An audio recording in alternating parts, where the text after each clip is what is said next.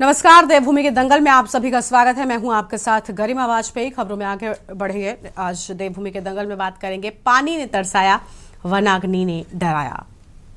एक बाल्टी आधा आधा आधा बाल्टी आती है, बस हो गया। अब उससे क्या होने वाला होगा।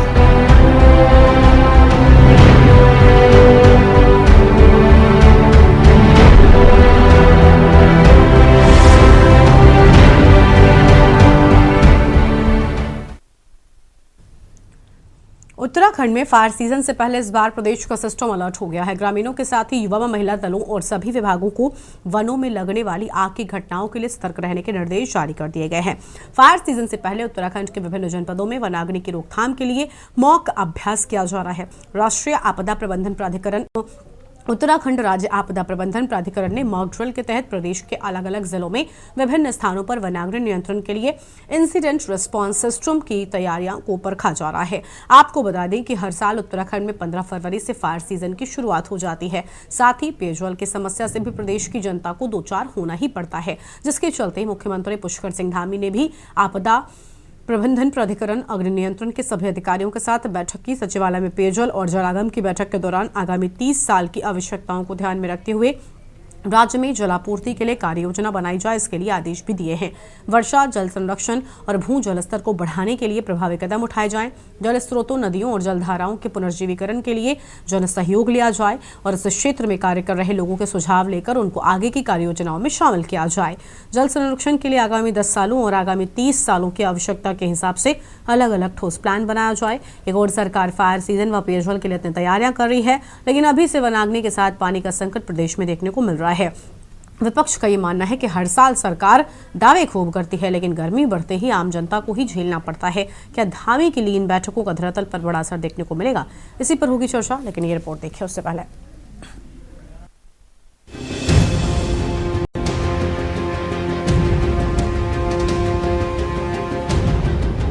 मुख्यमंत्री पुष्कर सिंह धामी के कड़े रुख अपनाते हुए सभी विभागों को निर्देशित किया है कि जल संचय और जल संरक्षण के लिए आगामी 10 सालों और आगामी 30 सालों की आवश्यकताओं के हिसाब से अलग अलग ठोस प्लान बनाए जाए।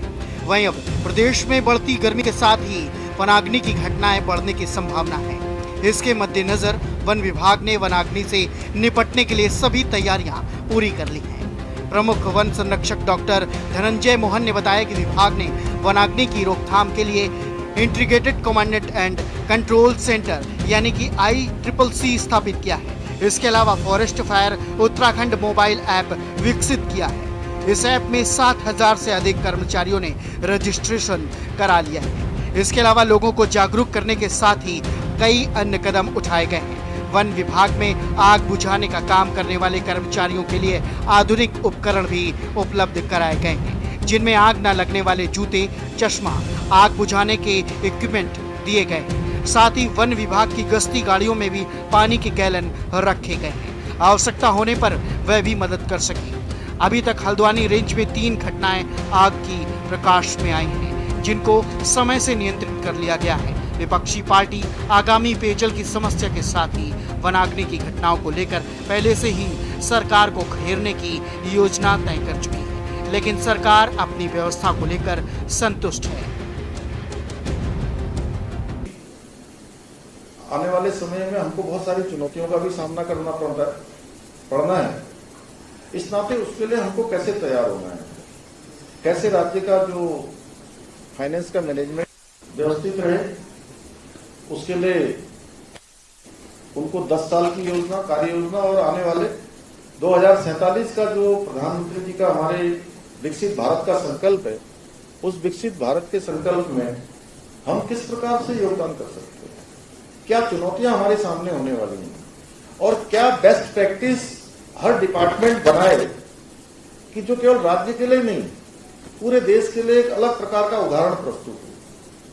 जैसे बहुत सारी चीजों में आज हम अच्छे में आ गए, जैसे हम SDG गोल्स में हमारा पहला नंबर आ गया, बेरोजगारी में हम अच्छा काम कर रहे हैं, नकल के मामले में हमने अच्छा काम किया है, इतने लोगों को रोजगार दिया है, उस कानून को हमने समान नागरिक संहिता UCC लागू किया है। तो देश में बहुत सारी चीजों में आज हमारे लिए ये पूरे देवभूमि उत्तराखंड वासियों के लिए एक गौरव की बात है।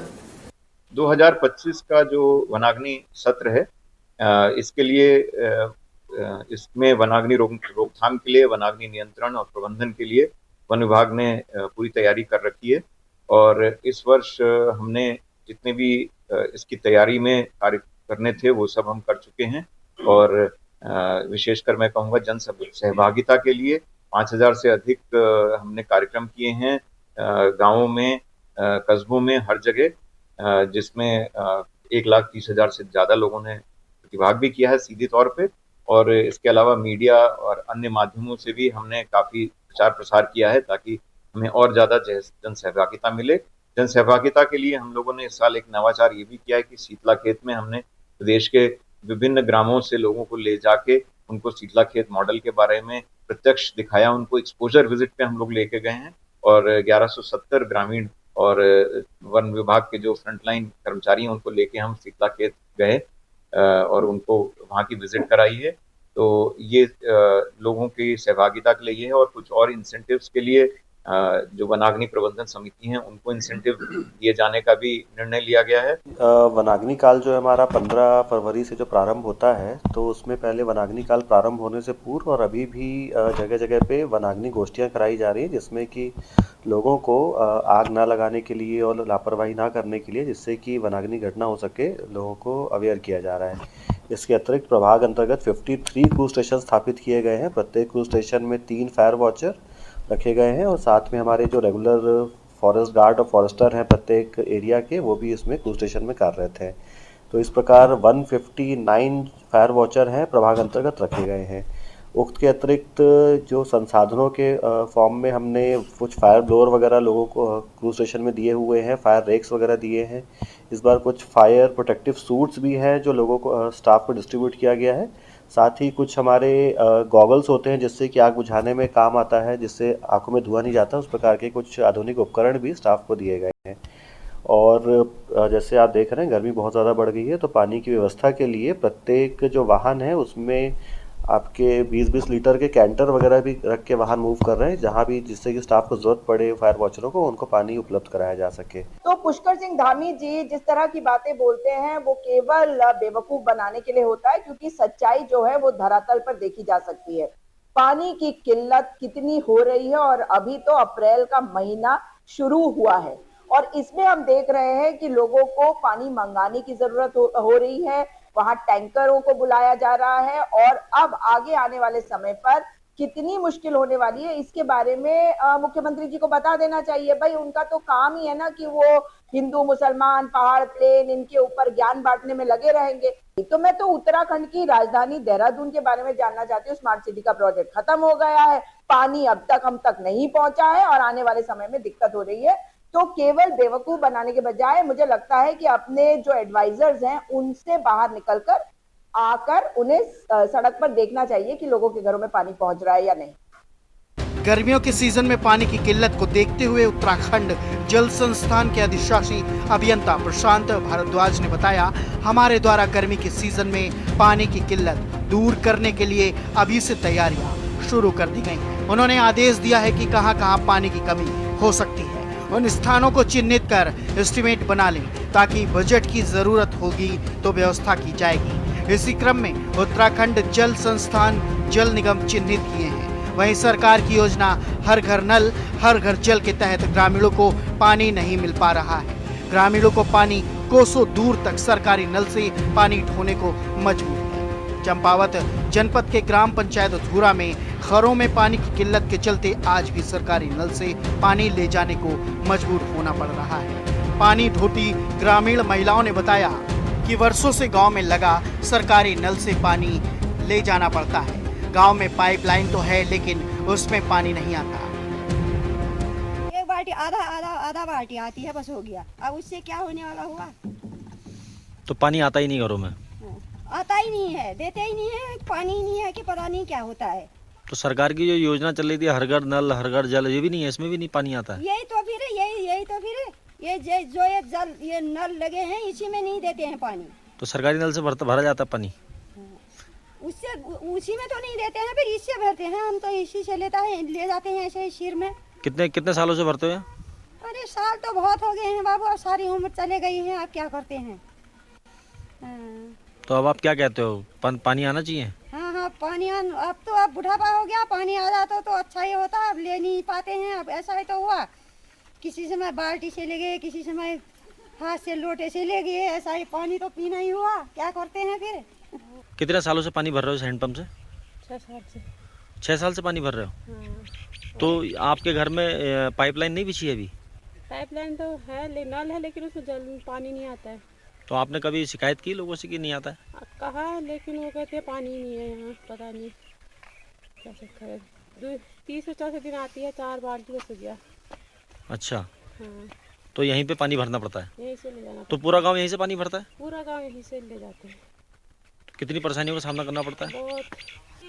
पुष्कर सिंह धामी जी की सरकार हमेशा इस चीज़ का ख्याल रखती है कि चाहे जंगलों में आग लगने की बात हो, या जो हमारे लोग जिनका आवागमन रहता है रस्तों में, चाहे उनकी बात हो, या हमारे जो पंछी पशु पक्षी हैं जंगलों में, उनके लिए जो पेयजल की व्यवस्था करने का जो काम किया गया, उसमें एक बहुत बेहतर टेक्नोलॉजी के माध्यम से वहाँ पर पाइपलाइन डालने का काम सरकार कर रही है, जिसमें वहाँ जो आगजनी हो उससे भी बचाया जा सकता है, और जो हमारे स्थानीय निवासी उनको भी साथ लेकर के वहाँ पर जन सहभागिता से इन कार्यों को किया जा सकता है। और जो पशु पक्षी है उनके लिए भी पानी की जो है एक दुरुस्त तरीके से वहाँ पर पूर्ति हो, किसी भी प्रकार से हमारे पशु पक्षी या पंछियों को दिक्कत ना हो गर्मी के कारण। तो ये सरकार एक बेहतर कार्य कर रही है, जिसमें जंगलों को भी बचाया जा सकेगा, और जो हमारे वहाँ के पशु पक्षी पंछी हैं या जो आवागमन में जो लोग रहते हैं उन सब के लिए पेयजल की व्यवस्था दुरुस्त करने का काम सरकार करेगी।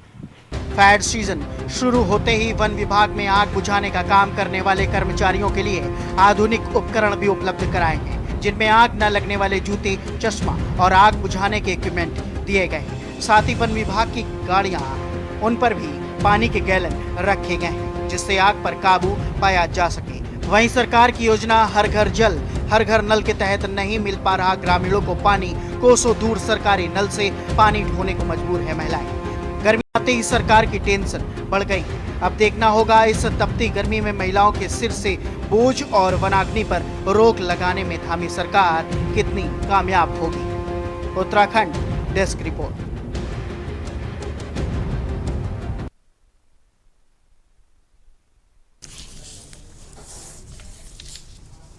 देवभूमि के दंगल में आज इसी मुद्दे पर करेंगे चर्चा। खास मेहमान हमारे साथ में जुड़ेंगे। देखिए, लगातार पानी के मामले को लेकर विपक्ष सवाल उठा रहा है कि भले ही मुख्यमंत्री की ओर से न जाने इतनी बैठकें की जाती हैं, लेकिन उसके बाद भी धरातल पर सच्चाई आखिर ऐसी क्यों होती है। इसी पर विस्तार से करेंगे चर्चा। हमारे साथ में खास मेहमान जुड़ चुके हैं। कमलेश उनियाल जी, प्रदेश प्रवक्ता बीजेपी, आशीष सैनी कांग्रेस के प्रवक्ता हैं, दीपक रावत केंद्रीय प्रवक्ता यूकेडी, आशीष गर्ग पर्यावरणविद हैं, डॉक्टर रमेश खन्ना जी आगे हमारे साथ में जुड़ेंगे, वरिष्ठ पत्रकार हैं। बहुत स्वागत सभी मेहमानों का हमारे साथ जुड़ने के लिए।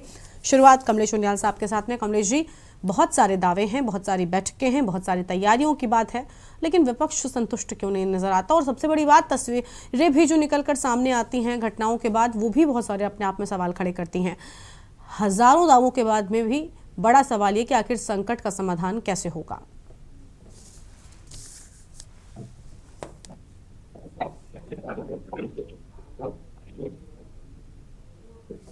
कमलेश जी, आवाज मिल रही है? कमलेश जी, आपको आवाज मिल रही है मेरी? कमलेश जी तक आवाज नहीं पहुंच पा रही है। ठीक है, आशीष सैनी जी हमारे साथ में जुड़े हुए हैं, उनका रुख कर लेते हैं। आशीष जी, आपको आवाज मिल रही है हमारी? जी बिल्कुल मिल रही है। आशीष जी, क्या कहना चाहेंगे? सरकार ने बहुत सारे दावे किए हैं, तैयारियों की बात की है, लेकिन सर संकट का क्या समाधान सही तरीके से हो सकेगा? देखिए, मुझे अब भी याद है कि फरवरी के समय में जब मुख्यमंत्री जी द्वारा सभी विभागों की बैठक फायर सीजन शुरू होने पर फरवरी के महीने में की गई थी, आपके ही चैनल पर डिस्कस करते हुए भाजपा के बयानवीरों ने बड़े बड़े तीर चलाए थे। उन्होंने कहा मुख्यमंत्री जी बैठक दे चुके हैं तो समझ लो सब कुछ ठीक हो गया। उन्होंने कहा कि आपको मानना पड़ेगा कि सब कुछ हो चुका है, हमें कह रहे हैं कि आपके पास प्लान ही नहीं है। यानी जो पिछले वर्ष जो विभाग ने जो काम किया वो ही अगले वर्ष के लिए दोबारा से पेंडिंग है। कुछ चीजें अच्छी होती है जब लगातार जब विभाग काम करता है, जैसे फायर की कुछ गाड़ियां खरीदना, फायर प्रूफ जूते खरीदना, ये सब सामान्य चीजें हैं। लेकिन जब आप विभागीय अधिकारियों के साथ बैठकर उनकी बात सुनेंगे तो आपको लगेगा कि तैयारियां शून्य है। विभाग के बड़े बड़े अधिकारियों ने कुछ वाटर रिजर्व बनाने की बात की थी जो जंगली जानवरों के भी काम आने थे, और साथ में किसी विशेष परिस्थिति में आग लगने की स्थिति में उनका पानी का उपयोग होना था, एक चीज। दूसरा, पहाड़ों में जब हरियाली खत्म होती है तो ही आग लगने की संभावना बढ़ती है। और जब आप पानी का रिजर्व बना के रखेंगे और लगातार सिंचाई रहेगी और पहाड़ हरे भरे रहेंगे तो आग लगने की संभावना वैसे ही 10% ही रह जाती है। इन दोनों चीजों में कुछ चीजें ऐसी है जो इतना बड़ा विभाग है वो कर सकता है। 60,000 से ज्यादा कर्मचारी है। यदि उत्तराखंड के एक एक कोने पर नजर रखते हैं, उनकी नजर बहुत मजबूत है, बहुत अच्छा काम करते हैं। सरकार केवल बजट में कटौती करती है। और आपको याद दिलाऊं कि पहले ये सब काम वन क्षेत्रों से जुड़े हुए जो गांव थे, वहां के जो निवासी है वो बहुत अच्छे ढंग से करते थे। उनको प्राकृतिक रूप से और अपने परंपरागत रूप से दोनों ही चीजों से वनों की रक्षा के वनों के रक्षक बनकर खड़े रहते थे। लेकिन जब से हमने वन रक्षक किए हैं और वन विभाग में ठेकेदार नियुक्त किए हैं, तो ठेकेदार और ठेकेदारनियों ने मिलकर जिस तरह से वन विभाग के बजट का पलीता लगाया है, और मुख्यमंत्री जो बजट लेते हैं उसी के बजट की लेते हैं। जो हमारे बहुत सारे लोग हैं जो पर्यावरण के विशेष जानकार हैं, उनके बहुत सारे सुझाव होते हैं। हो सकता है वो सुझाव प्रभावी हो या प्रभावी ना हो, लेकिन असर डालने का काम करें। उन पर ध्यान दी जाने की जरूरत थी, लेकिन मुझे लगता नहीं कि सरकार के पास फुर्सत है। इन्होंने पूरे वन क्षेत्र में एक बहुत महत्वपूर्ण बात बता रहा हूँ गरिमा जी, कि पूरे वन क्षेत्र को अतिक्रमण मुक्त कराने की मांग रखी और मुख्यमंत्री जी खुद बुलडोजर पर चढ़ गए। लेकिन जैसे ही उन्होंने लैंड जिहाद शब्द का नाम दिया, केवल 5% अतिक्रमण हटाए, 95% अतिक्रमण माफियाओं के हाथ में छोड़कर वापस अपने घर पर विराजमान हो गए। यानी वो चीज खत्म हो गई। इन्होंने जैसे मैं एक उदाहरण और दूंगा इस विषय से अलग हटके, जैसे ही औरंगजेब की कब्र पे घुसे तो बाद में पता लगा पूरे देश की अर्थव्यवस्था की कब्र खोद चुके हैं। तो वास्तव में सरकार का जो विजन और जो कंट्रोल है वो दोबारा सरकार बनाने पर है कि जब 2027 में चुनाव होगा सरकार कैसे बनेगी, कहाँ पे आग लगानी है। ये नफरत की भी आग लगा रहे हैं और झगड़ों में भी आग लगा रहे हैं। इनके पास दोनों ही आग को बुझाने का कोई तरीका नहीं है। एक ताजा उदाहरण उत्तराखंड में पहाड़वाद की बात है। भाई पहाड़ के लोग वन के रक्षक है, पूरे उत्तराखंड के लोग। उन वन रक्षकों को ग्रीन बोनस का पैसा नहीं मिल रहा है। इसमें मुख्यमंत्री जी ने क्या किया और उस ग्रीन बोनस के पैसे का इस्तेमाल कहाँ करना है। नैनीताल में आपने ग्रीन चार्ज के नाम पर 300 रुपए से बढ़ाकर 500 रुपए तक आपने पार्किंग चार्ज बढ़ा दिया, लेकिन राज्य को क्या मिला है? कुछ भी नहीं मिला। आज नैनीताल इतना गर्म है, लगता ही नहीं है कि वो नैनीताल कोई ठंडा प्रदेश है। उसके बजट का भी दुरुपयोग हो रहा है। ये सारी चीजें मैंने इसलिए कही, चाहे वो नैनीताल और मसूरी में जो एंटी टैक्स के नाम पर पैसा लेते हैं उसकी स्थिति हो, या फिर ग्रीन बोनस की बात हो, या फिर सरकार का खुद का बजट हो जो वनों की देखभाल के लिए करते हैं, उसका ये समझ में नहीं आ रहा है कि वो खर्च कर कहाँ रहे। जी ठीक है सर, लौटेंगे आपके पास में। आशीष सैनी जी को हमने सुना। दीपक रावत जी हमारे साथ में केंद्रीय प्रवक्ता उत्तराखंड क्रांति दल की ओर से हैं। दीपक जी, वनाग्नि की कई सारी घटनाएं हम देखते हैं, कई सारे, लेकिन उससे निपटने के प्लान्स तैयार किए जा रहे हैं।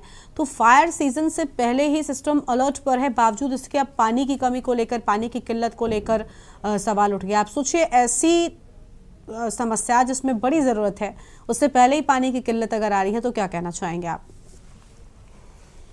गरिमा जी, सबसे पहले तो मैं आपके चैनल को धन्यवाद देना चाहूँगा कि आपने सुदूर प्रांत में रहने वाले उन महिलाओं का दर्द आपके चैनल के माध्यम से पूरे सार्वजनिक कर दिया, पूरे विश्व को, पूरे भारतवर्ष को दिखा दिया कि किस प्रकार के सरकारी दावे जो भारतीय जनता पार्टी की वर्तमान सरकार यहाँ करती है जल जीवन मिशन के अंतर्गत, और किस प्रकार के, जब से वो बेचारी जो एक माता जी हैं वो कह रही है कि मैं तो बूढ़ी हो चुकी हूँ, मुझे तो यही रह गया कि वो मैं वहाँ जो सामान, जो पानी जो वहाँ पर उपलब्ध होता है, मैं सर पे ढो के जाती हूँ, और उम्र ज़्यादा हो गई है तो वो भी मेरे लिए अब मुश्किल रह गया है।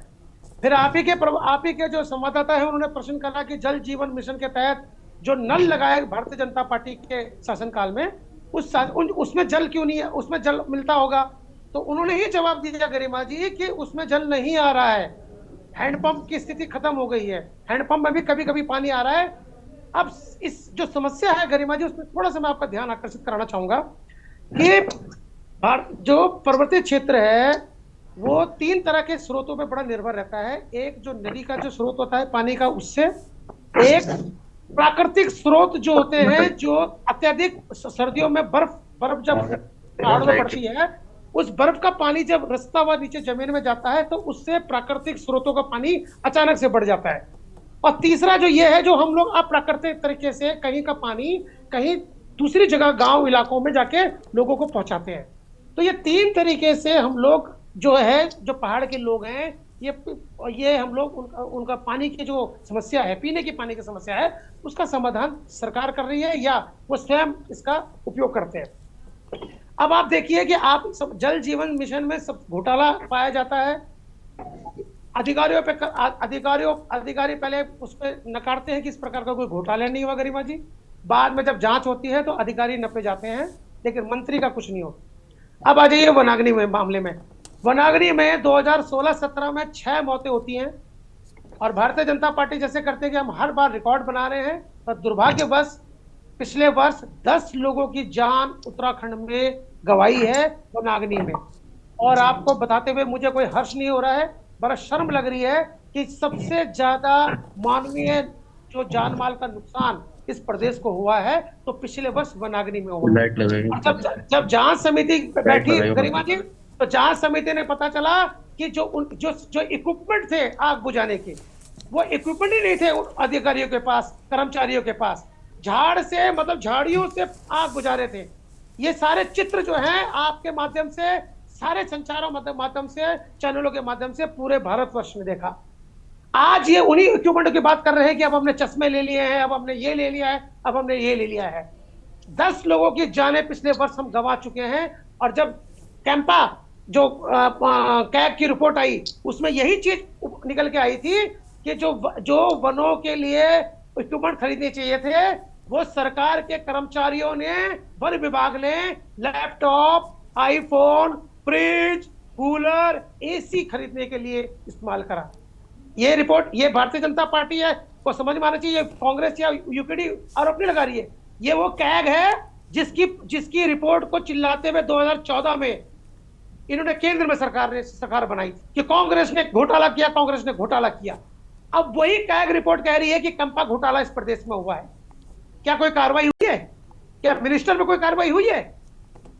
अब आप देख लीजिए, हम तो चाहते हैं कि अगर आप पिछले वर्ष के, मैं गरिमा जी आपको चित्र याद दिलाता हूं, मुख्यमंत्री स्वयं चले गए थे रुद्रप्रयाग से ऊपर अग्नि बुझाने के लिए, और 10 मई से 4 धाम यात्रा शुरू होने वाली थी।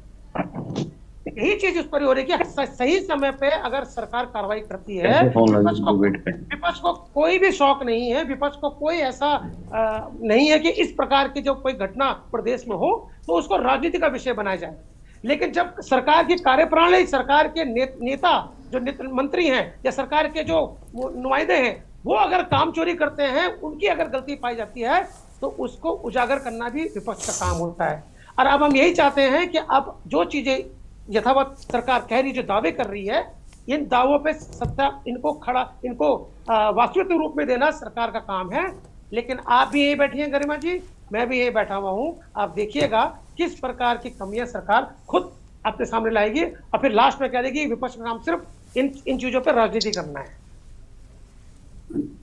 ठीक है सर, लौटेंगे आपके पास में। हमारे साथ में कुछ और मेहमान लगातार बने हुए हैं, उनसे साथ में चर्चा को हम आगे बढ़ाएंगे। और हमारे साथ में कमलेश उनियाल साहब जुड़ चुके हैं, प्रदेश प्रवक्ता बीजेपी की ओर से हैं, उनके साथ में चर्चा पर वापस लौटेंगे। उससे पहले देवभूमि के दंगल में एक ब्रेक के लिए यहाँ पर रुकते हैं, जल्द लौटेंगे। पार्टी आती है, बस हो गया, अब उससे क्या होने वाला होगा।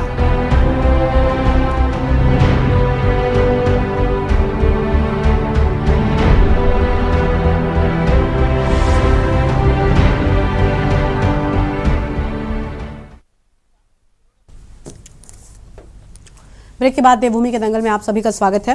खास मेहमान हमारे साथ में लगातार बने हुए, इनके साथ में चर्चा की वापस से शुरुआत करते हैं। कमलेश उनियाल जी हमारे साथ में हैं, प्रदेश प्रवक्ता बीजेपी की ओर से। कमलेश जी, आवाज मिल रही है आपको?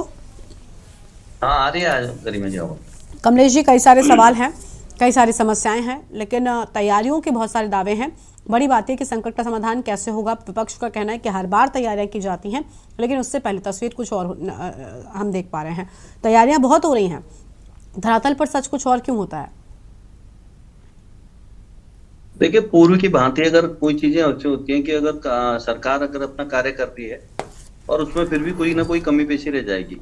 100% कोई भी चीजें इम्प्लीमेंट करती है, हर बार नई चीजें आती है। और स्थिति अगर प्राकृतिक स्रोतों की हम लोग बात करते हैं, जल अग्नि की बात करते हैं, पीने के लिए पानी के स्रोत की बात करते हैं, तो धीरे धीरे क्लाइमेट में भी काफी बड़ा बदलाव आपने देखा होगा आज आ गया।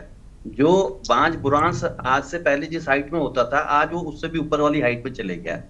और ज्यादातर स्रोत की स्थिति यह है कि मैं अभी गया था, बच्चों से एक पट्टी पड़ती है उसमें, रुद्रप्रयाग जनपद चमोली में भी गया था, तो इंटीरियर वाले बहुत ऊपर हाइट में हम लोग गए थे, वहां पे ऐसे स्रोत थे। जब हमने खुद निरीक्षण किया तो अपने स्तर में, क्योंकि हमारा वहां पे कहीं ना कहीं मेरा घर भी पड़ता है, तो वहां पे स्थिति ये नजर आई कि जो स्रोत पहले प्राकृतिक थे वो आज धीरे धीरे लुप्त हो गए।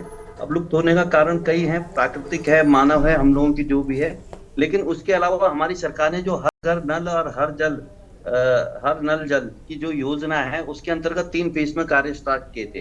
प्रथम चरण क्या है कि उन स्रोतों का अवलोकन करना है जहां से प्राकृतिक पानी आता है, या जो स्रोत है उनका चयन करना, उन स्रोतों को अगर वो जीवित करना, उन स्रोतों में टैंक बनाना, द्वितीय चरण में पाइपलाइन बिछाना, और तृतीय चरण में उसमें पाइपलाइन के साथ मीटर और जो छोटी एसेसरीज होती है नलों की वो लगवाना।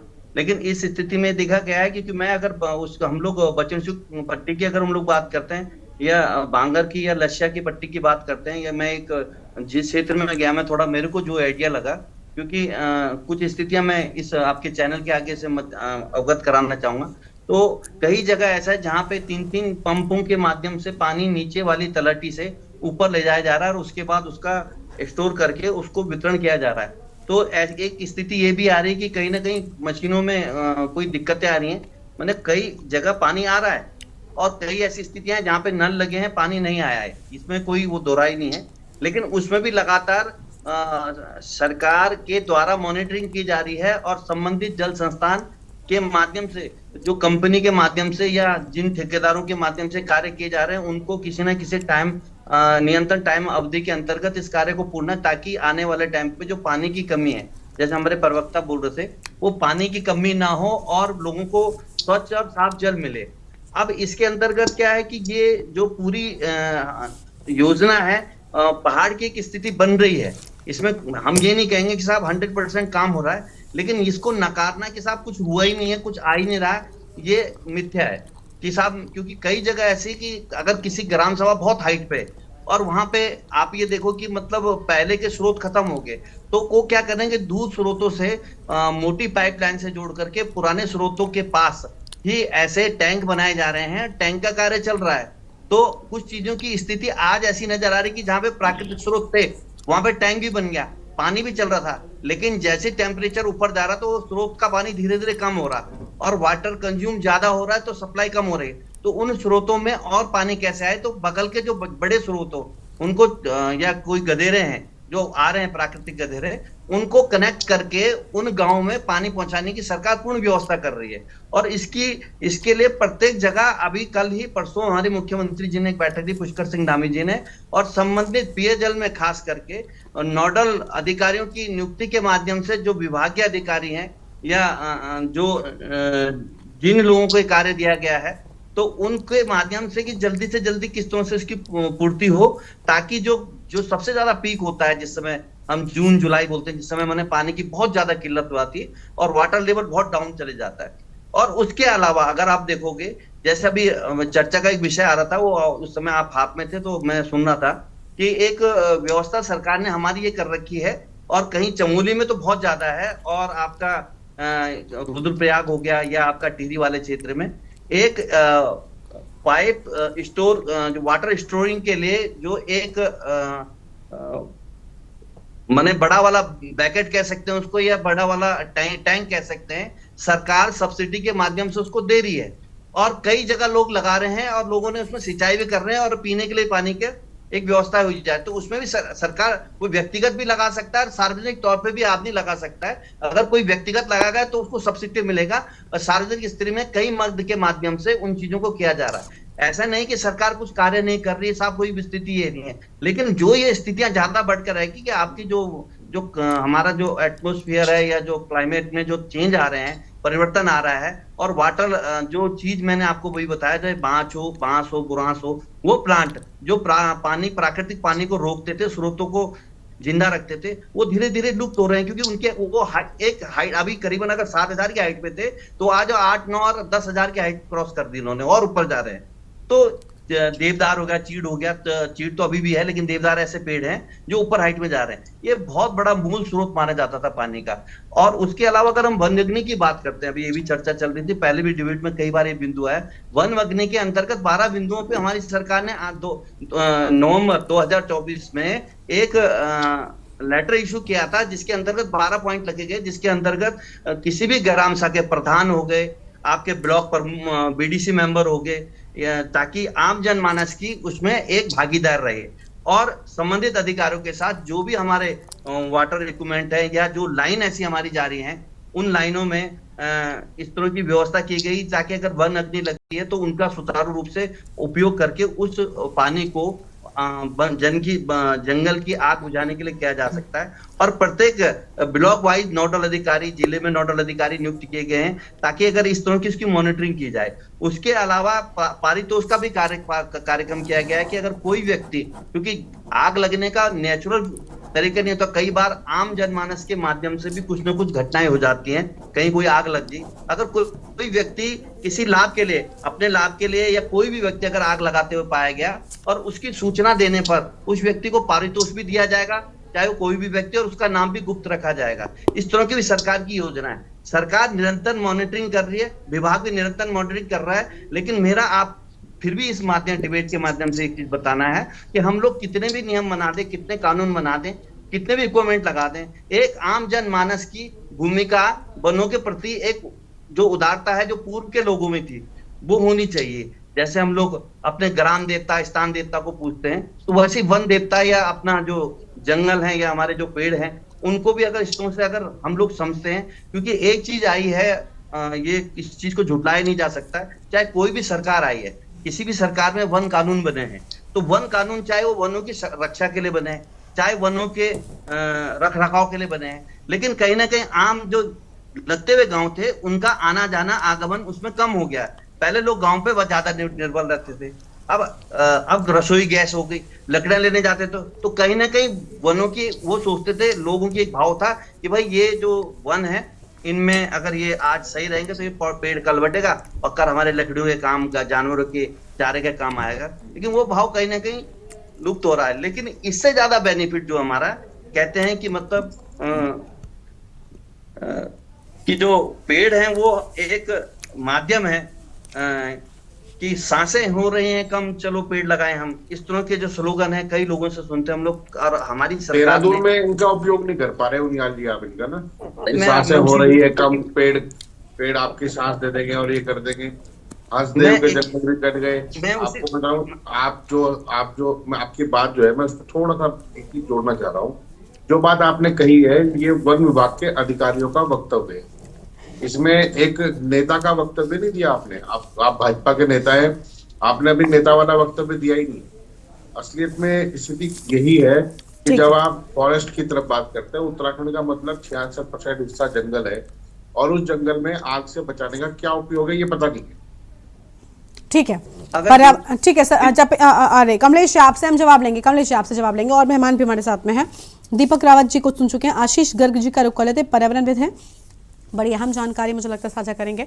आशीष जी, वनाग्नि की घटनाएं उत्तराखंड से हम देखते हैं कि गर्मी का मौसम शुरू होते ही आने लग जाती हैं। सबसे बड़ी, किसी छोटे से बच्चे से भी अगर आप पूछेंगे कि अग्नि को बुझाने के लिए सबसे ज़्यादा ज़रूरत क्या है, तो बड़ी आसानी से बता देगा कि पानी की ज़रूरत होनी चाहिए। लेकिन एक तो वनाग्नि की घटना है, उसके लिए पर्याप्त तैयारी होनी चाहिए, दूसरा पानी की तैयारी भी गर्मी के आते ही उतनी होनी चाहिए। और इन दोनों समस्याओं के क्या समाधान ठीक तरीके से प्रशासन, सरकार कर पाने में सक्षम रहते हैं। बहुत सारी बैठकें होती हैं, हर बार होती हैं, घटनाएं भी हर बार होती हैं, लेकिन सर कहीं ना कोई कमी जरूर रह जाती है। क्या किया जाना चाहिए इनसे, ऐसी वनाग्नि की घटनाओं से बचेंगे भी कैसे, बड़ी बात है। देखिए क्या जाना चाहिए। सबको नमस्कार मेरा जी।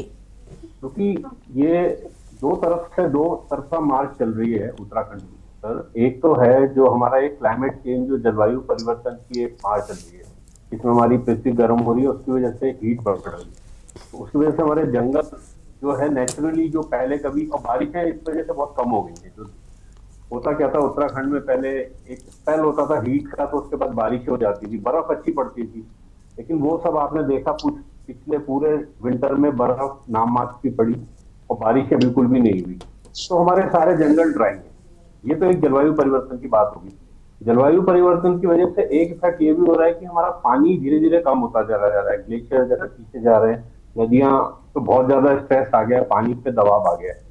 दूसरा, इनका जो मैनेजमेंट होना चाहिए हमारा इन सब चीजों को देखते हुए कि यदि हमें क्लाइमेट चेंज का तो साथ लड़ने के लिए जो भी उपाय करने हैं वो करने चाहिए, लेकिन साथ ही साथ जो लोकल लेवल पे जो मैनेजमेंट करना चाहिए वो भी, मैं ये नहीं कह रहा है कि कुछ प्रयास नहीं हो रहे, लेकिन वो नाकाफी है। और इसकी वजह आप ये देख सकते हैं कि जैसे अभी आपने कुछ रील्स दिखाई जिसमें चलिए लाइन डाल दी लेकिन उसमें पानी नहीं है, लेकिन आप शहर में आए तो पानी बुरी तरह वेस्ट हो रहा है। आप किसी भी गली मोहल्ले में निकल जाइए, लोग बुरी तरह से पानी वेस्ट लोग भी कर रहे हैं और सरकार का भी उन चीज पर ध्यान नहीं है। अब कुछ स्कीम्स आ रही हैं धीरे धीरे कि हम रेन वाटर हार्वेस्टिंग करेंगे या ग्राउंड वाटर रिचार्जिंग करेंगे, लेकिन मेरे ख्याल से बहुत पहले हमें जाना चाहिए था। इस समय इनको बहुत टॉप प्रायोरिटी पे इन्हीं चीजों को देखना चाहिए। सेकेंडली, हमारे जैसे जंगल जो हैं, जंगल को आप जितना बाइफरकेट करते चले जाएंगे, उनमें रोड निकालते चले जाएंगे, और जो आप देख रहे हैं कि हर रोज एक न्यूज आ रही है, आज यहाँ पर ये जंगल कट रहा है, ये कट रहा है। आज भी एक साइंस सिटी के लिए कह रहे हैं कि 20,000 पेड़ काट देंगे। तो सरकार को थोड़ा सा इस पे सोचना पड़ेगा कि यदि हम पेड़ों को नहीं बचाएंगे और केवल हम ये कॉस्मेटिक उपाय करते रहेंगे तो ये नाकाफी होंगे।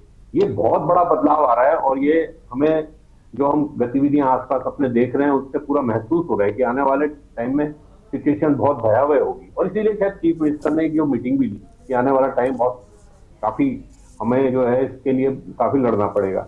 लेकिन मुझे ये लगता है कि इन सब चीजों से लड़ने के लिए हमारी एक बहुत स्ट्रांग विल होनी चाहिए और जितने भी हमारे प्रयास हैं इसको हमें टॉप प्रायोरिटी में रखना चाहिए। मुझे ये लगता है कि प्रायोरिटी दूसरी चीजों पे ज्यादा है।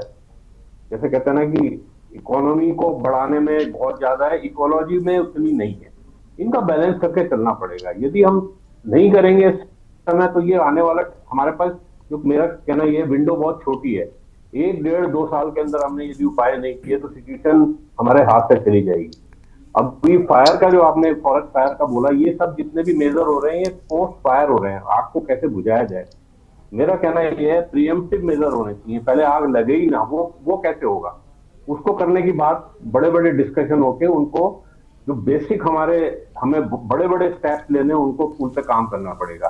कहीं कहीं हमें अपनी कुछ चीजें दूसरे स्वार्थ छोड़ के कट करनी पड़ेगी, तभी ये हमारा उत्तराखंड जो इतना संपन्न और कह सकते हैं ग्रीनरी से बिल्कुल आच्छादित है और सब कुछ यहाँ पे अवेलेबल है, लेकिन जिस तरीके से इस समय इस पे हर दृष्टि से स्ट्रेस आ रहा है और हमारा ये देख लीजिए कि जो हम हीट पहाड़ों पे इतनी ज्यादा हीट ले जा रहे हैं, तो कम करने की जरूरत है। नहीं करेंगे तो हम कुछ 2-4 आग बुझा लेंगे, कमेटीज बना लेंगे, कुछ उपाय कर लेंगे, उससे नहीं होने वाला है। ये शॉर्ट टर्म मेजर से नहीं होने वाला है, इसके लिए बहुत बड़े प्रयास करने पड़ेंगे। मेरा तो कुछ नहीं कहना। ठीक है सर, लौटेंगे आपके पास में। हमारे साथ में डॉक्टर रमेश खन्ना जी हैं, वरिष्ठ पत्रकार हैं। बहुत स्वागत सर आपका। रमेश जी, क्या कहना चाहेंगे? हर बार की तरह बहुत सारे दावे हैं तैयारियों के, लेकिन क्या आपको लग रहा है कि संकट का समाधान कर पाने भर के पर्याप्त इंतजाम प्रशासन ने कर लिए हैं? गरिमा जी, पहले यहाँ पर उपस्थित सभी महानुभावों को मेरा प्रणाम। मैं पहले इन मुद्दों से अलग हटके आपका ध्यान एक मुद्दे की ओर ले जाना चाहता हूँ। हरिद्वार जो गंगा की नगरी है, यहाँ शमशान घाट पे पानी बिल्कुल जल विहीन है। ऋषिकेश, देहरादून, अल्मोड़ा, कुमाऊं से अधिकांश लोग दिन में यहाँ पे 50 लोग शव लेके आते हैं। ना तो शव को गंगा में स्नान करा पाते हैं, ना मृतक के मुंह में जल डाल पाते हैं, क्योंकि भागीरथी धारा से सिंचाई विभाग चूंकि उत्तर प्रदेश के अधीन है, उन्होंने जल की आपूर्ति रोक दी है। शमशान घाट और उसके आसपास सभी घाटों पे एक बूंद पानी नहीं है, जिसके कारण वहां पर जो है मछलियां तड़प रही हैं, बदबू आ रही है। जल की एक बूंद किसी मृतक के गले में डालने के लिए नहीं है। पानी का नितांत अभाव है। सिंचाई विभाग के अधिकारियों को यहाँ की लोकल संस्थाओं ने कई बार आगाह किया, तो जो हरिद्वार में उनके एसडीओ है उत्तर प्रदेश सरकार के, वो कहते हैं ठीक है सरकार से बात करेंगे। लेकिन उत्तराखंड में भाजपा की सरकार है, यूपी में भाजपा की सरकार है, केंद्र में भाजपा की सरकार है। उन्हें सोचना चाहिए कि इतने बड़े तीर्थ पे जहाँ दिन रात लोग पहाड़ से दूर दराज से शव लेकर के से जाते हैं, तो उसकी मुक्ति होगी। वहां उसके मुंह में डालने के लिए 2 बूंद जल उपलब्ध नहीं, सारा जल भागीरथी बिंदु से बंद किया हुआ है। रही लोगों के घरों में पानी की बात, जब ब्रह्मपुरी आदि वगैरह क्षेत्रों में पानी की टैंकों से लगातार पानी ओवरफ्लो होकर बह रहा है, लेकिन लोगों के घरों में पानी नहीं जा पा रहा। कई बार इस वक्त जनप्रतिनिधियों का ध्यान आकर्षित किया गया ना कोई देखने वाला है ना सुनने वाला है। जल आपूर्ति की बात जरूर करी जाती है। ठीक है सर, लौटेंगे। कमलेश जी, जलापूर्ति की बातें ज़रूर होती हैं लेकिन जलापूर्ति पूरी नहीं हो पाती। गर्मी का मौसम है, वनाग्नि की घटना से कैसे निपटेंगे? और जल मुझे लगता है वनाग्नि के लिए तो होना ही चाहिए पर्याप्त, लेकिन गर्मी के मौसम में हम देखते हैं कई जगहों पर पानी नहीं होता है, इसकी भी शिकायतें आती हैं, पेयजल की भी व्यवस्था ठप हो जाती है। ऐसा क्यों सर? देखिए, अभी मेरे पत्रकार बंधु बता रहे थे कि भाई घाट पर पानी नहीं पहुंच पा रहा है और कई जो वहाँ पे सब आते हैं, तो उसके बारे में थोड़ा सा एक जानकारी देने के लिए आपको बताऊंगा, क्योंकि व्यूअर्स को भी समझ में आएगा। मैं एक चीज कहूंगा कि वो अभी भाई साहब के संज्ञान में ये बात भी आ जाए और पता भी कर सकते हैं कि अभी जो यूपी के साथ जो स्थिति थी, उसके अलावा वो तो काफी हद तक जो हमारी जल बटने की जो यूपी की नहरें थी वो यूपी में पाई जाती, यूपी में जब पानी जाता था, उसके लिए चीला बैराज से एक नई नहर, एक कैनाल निकाली जा रही है, जिसका कार्य अभी चल रहा है। करीबन उसमें भी 60% खुदाई हो गई है। ये 2 पार्ट से खुदाई हो रही है, एक नीचे से और एक चीला बैराज ऋषिकेश की तरफ से। और बल्कि परसों भी उसमें उसकी कवरेज दिखाए रहे थे, मैंने देखा कहीं चल रहा था वो कार्यक्रम, किसी न्यूज़पेपर में भी देखा था।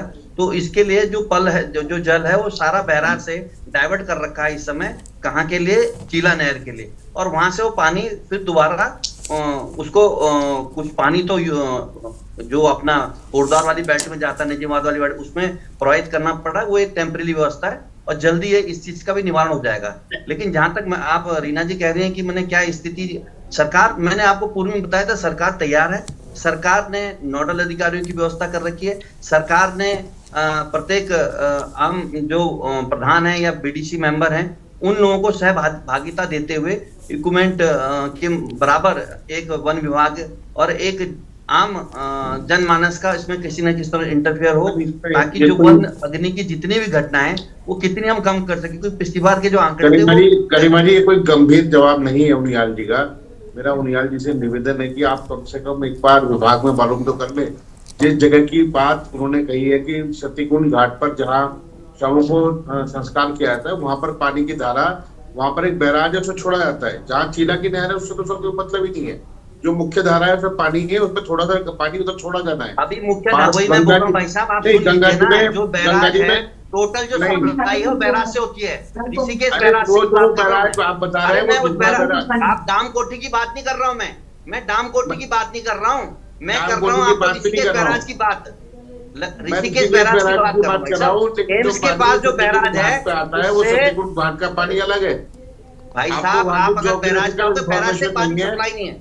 नहीं, मेरा ये कोई बात नहीं, हो सकता है आप पे इन्फॉर्मेशन आप थोड़ा सा समझ पाने में या उसके बाद मैं समझ पाया हूँ, लेकिन वहाँ जो समस्या है वो दूसरी है, आप दूसरी ओर चले गए। ये डाम कोठी का पानी का कोई मतलब नहीं है महानुभाव। ये तो मुख्य धारा से पानी आ रहा है, जो भागीरथी बिंदु बनाया हुआ है, वहां से जल की धारा तो वहाँ पानी का लेवल इस समय कम। अरे लेवल कम नहीं है उनियाल जी, लेवल ठीक है। अरे मैं कल भाई साहब जो वहाँ के, मैं बताता हूँ क्या मैटर है। अधिकारी नहर को सुखाकर उसमें से रेत निकाल के बेचते हैं। भ्रष्टाचार वही बात कर रहे हैं आप। अधिकारी या तो आपको जानकारी पूरी हो तो बात रखें। ठीक है, एक एक करके आशीष जी और कमलेश जी, आप दोनों एक साथ बोलेंगे तो आवाज नहीं मिलेगी ना। और मुझे लगता है कि आप दोनों लोग फिलहाल के लिए शांत रहिए, आपके पास लौटेंगे। आशीष गर्ग जी का हम रुख कर लेते हैं, पर्यावरणविद हैं। आशीष जी, हम आपसे जानना चाहेंगे कि देखिए उत्तराखंड में वनाग्नि की बहुत सारी घटनाएं सामने आती हैं जो बहुत नुकसान पहुंचाती हैं। इन घटनाओं से सर हम देखते हैं कि जंगल की आग, कहावत भी कही गई है कि जंगल की आग की तरह फैल जाना, और ये बहुत तेजी के साथ में फैलती है, कई बार बस्तियों तक पहुंच जाती है। इससे कैसे बचें? एक तरफ सरकार की तैयारियां तो हैं, लेकिन इससे बचने के लिए आम लोगों को भी, जो आसपास रहते हैं खासतौर पर जंगलों के, वो लोग कैसे बचें? बहुत तकनीकी का इस्तेमाल होने के भी दावे करते हैं प्रशासन कि इस तरीके से हम इस पर आग बुझा देंगे। अब तो कृत्रिम बारिश तक की चीजें जो हैं वो तैयार हैं, लेकिन बावजूद इसके इस पर रोक नहीं लग पा रही। ऐसा क्यों? आखिर क्या किया जाना चाहिए सर? सरकार को किस स्तर की तैयारी करनी चाहिए? देखिए, ये जो बात आपने कही कि जो उसके आसपास लोग रहते हैं, वन पंचायत होती है, इनको तो काफी जोर से एक्टिवेट करना पड़ेगा और उनको सब संसाधन देने पड़ेंगे। और कभी कभी ये बोल दिया जाता है कि इन लोगों की वजह से आग लगती है, बीड़ी फेंक देते हैं, सिगरेट फेंक देते हैं। ऐसा नहीं, यही लोग आग से जाके लड़ते भी हैं, जिन्हें सबसे पहले एक्चुअली आग लगेगी इन्हीं को दिखेगी, तो यही बचाएंगे। तो इनको पूरी तरह से इक्विप इनको करना चाहिए। और ठीक है, सरकार उस पर कुछ प्रयास कर रही है, लेकिन जैसा मैंने पहले बताया कि प्रयास पूरे फोर्सफुली इम्प्लीमेंट करने चाहिए। कहीं कहीं हम जाके उनको थोड़ा सा कर देते हैं, अवेयरनेस कर देते हैं, उससे नहीं होगा। ये एक मास लेवल का काम है, हमें सब काम दूसरे छोड़कर इन चीजों को करना पड़ेगा। वन यदि हमने नहीं बचाए तो ये जो इसके मल्टीपल इफेक्ट्स होने वाले हैं हमारी इकोनॉमी पे आने वाले। हम जो 2047 में जो अपना इंडिया को बनाने की, सेल्फ इंडिपेंडेंट बनाने की बात कर रहे हैं, ये सब पीछे रह जाएंगे तो यदि हमने अपने उत्तराखंड के वन नहीं बचाए। उत्तराखंड के वन में, जैसे मैं बार बार कह रहा हूँ, सबसे ज्यादा सेंसिटिव है। इनको कम से कम हमें इन पर काटने का, जो इतना बुरी तरह से कट रहे हैं, हर जगह रोड बन रहे हैं, इंफ्रास्ट्रक्चर बन रहे हैं, इसको पहले बचाना पड़ेगा। क्योंकि देखिए, वन जो होते हैं वो स्वतः ही जो जलवायु परिवर्तन से लड़ने में सक्षम है, इसका तापमान कम करने के उसमें है। तो यदि ये वैसे तो ग्लोबल एक प्रक्रिया चल रही है जिसमें टेम्परेचर बढ़ रहा है, लेकिन हमें जो लोकल लेवल पे बहुत ज्यादा प्रयास करने पड़ेंगे। और ये जो हम टारगेट बना रहे हैं कि इतना टूरिस्ट हमको ले जाना है, 55 लाख, पिछली बार तो किसी वजह से 45 लाख रह गया, इस बार शायद हम उसको 70 लाख करेंगे, 80 लाख करेंगे। ये टारगेट वाली चीजें छोड़ देनी चाहिए। अभी हमको ये देखना चाहिए कि हमारे पहाड़ ठंडे कैसे रहेंगे। जब पहाड़ ठंडे रहेंगे तो अपने आप ही यहाँ पर बारिशें भी होने लगेंगी और बर्फ भी पड़ने लगेगी और इनमें नमी आ जाएगी।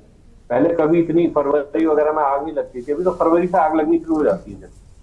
तो कोशिश ये करें, ये लॉन्ग टर्म मेजर्स भी करें और साथ ही साथ वन पंचायत है, इनको एक्टिवेट करें और इनको जो हमें कहना चाहिए, जो टेक्नोलॉजी आजकल नई आ गई है, आप देखिए फॉरेस्ट फायर भी है, हम वो लड़ नहीं पा रहे हैं। लॉस एंजलिस में जो भी जलवायु परिवर्तन की वजह से जो आग लगी है, उसको बुझाना कितना मुश्किल हो गया था। या दूसरी जगह भी जो आग, भी कोई सज्जन बता रहे थे कि वो झाड़ियों से इसको बुझाया जाता है। एक मंत्री भी बुझाते हुए झाड़ियों से दिखे थे। तो हम इस तरीके के पुराने प्रिमिटिव इलाजों से यदि इनका लड़ेंगे तो नहीं होने वाला है। ठीक है, हमको इसको सारे बजट हैं, इसको यहीं पर ध्यान देना पड़ेगा। बिल्कुल, शायद तब चीजें बेहतर हो सकेंगी। ठीक है, जो भी ये पैसा जाता है, करप्शन को चेक करना चाहिए और सारे के सारे पेड़ वहां पे उगाने चाहिए। उससे कई 4 गुना 5 गुना पेड़ लगाने चाहिए जब कट जाते हैं। और तो उनको सर्वाइवल रेट देखना चाहिए। सर्वाइवल रेट उनका 5-10% से ज्यादा नहीं होता।